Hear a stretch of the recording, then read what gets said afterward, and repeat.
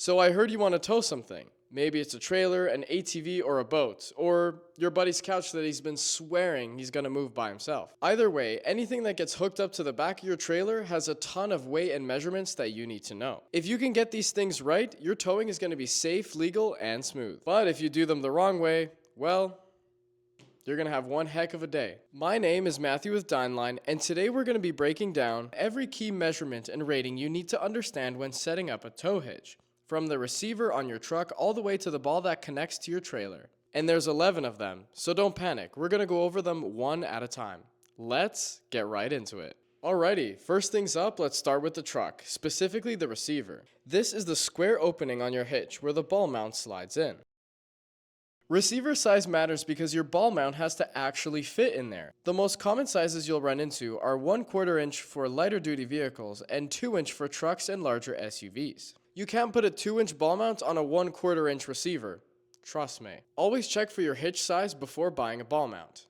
Alrighty, let's get on to the next thing. Now let's talk about the ball mount. And this is the piece that actually slides into your receiver on your hitch. Additionally, this will also hold your hitch ball, right here. There are a few measurements on the ball mount itself that matter, so let's go through them. Rise and drop refer to how much the shank of the ball mount goes up or down relative to the receiver opening. Why does this matter? Because your trailer has to be level when it's hitched up. If the trailer tongue is angling up or down, you'll have handling issues, uneven tire wear on the trailer, and potentially safety problems. Most people need to drop because their truck sits higher than their trailer coupler. Measure the height of your receiver opening from the ground, then measure the coupler height on your trailer.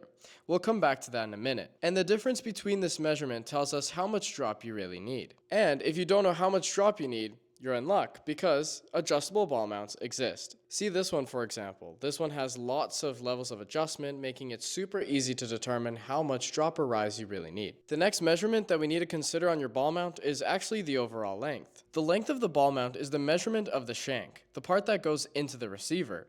This mainly affects how much clearance you have between the back of your truck and the front of your trailer. If you've got a truck with an extended bumper or a fifth wheel setup, length becomes more critical. Too short and you might get contact on tight turns. And now the final measurement that you need to consider on your ball mount is actually the pinhole diameter. Let me explain. Once your ball mount is in the receiver, it gets secured with a hitch pin through this hole here. The pinhole diameter just needs to match your hitch pin. Most are 5/8 of an inch, but always double check. A loose or a mismatched pin is a problem you don't want at highway speed. Now let's move on to the next component, the hitch ball.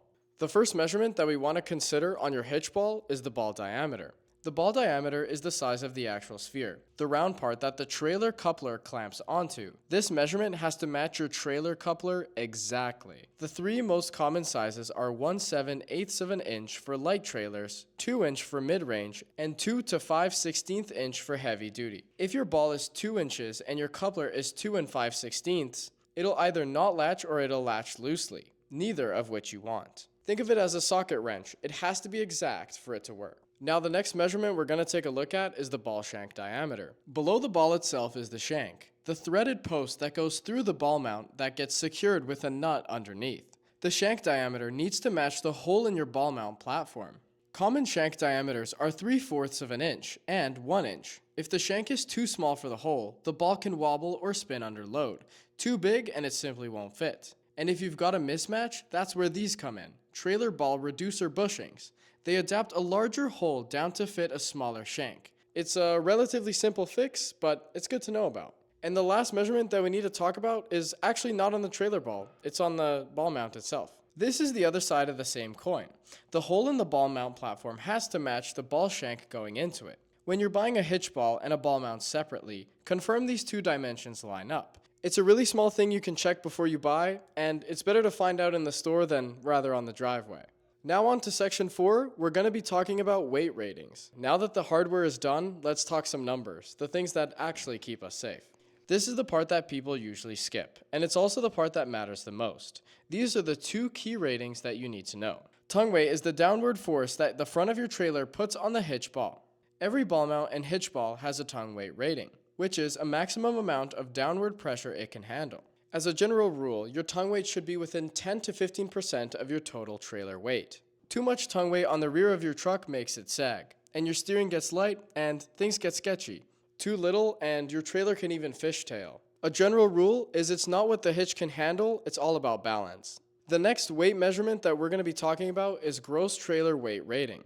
GTW is the big one, the maximum total weight of your trailer fully loaded that your setup is rated to tow. Here's the important thing, your trailer setup is only as strong as its weakest link. Remember that. Your truck might be rated for 10,000 pounds, your hitch might be rated for 8,000, your ball mount might be rated for 6. Knowing these measurements, your towing rating is 6,000 pounds, the lowest one of the three. Always check all three, your vehicle's tow rating, your hitch rating, and your ball mount rating. Don't just go by one. Now on to section 5 of this video, we're going to be talking about how to get the height right. And this step is going to bring everything we just talked about together into one. This is how you put it all together. With your trailer on level ground and roughly loaded as it will when towing, measure from the ground up to the inside of the coupler. That's your coupler's height.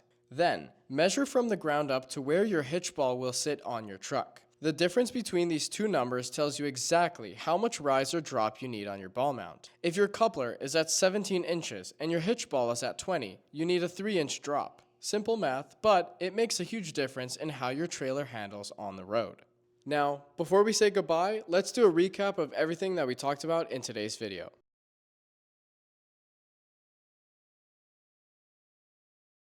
It's important to get these right before you hook anything up, not after. A few minutes with a tape measure on the driveway is a lot better than a problem on the highway, and that's something to live by. Towing to many people can seem complicated, but in reality, it's just a few short, simple measurements. Dynaline carries hitch balls, ball mounts, and towing accessories built to handle real work. If you want to check out what we carry, the link is in the description. If this video helped you out, please give us a like and a comment down below, and let us know what you guys want to see a video about next.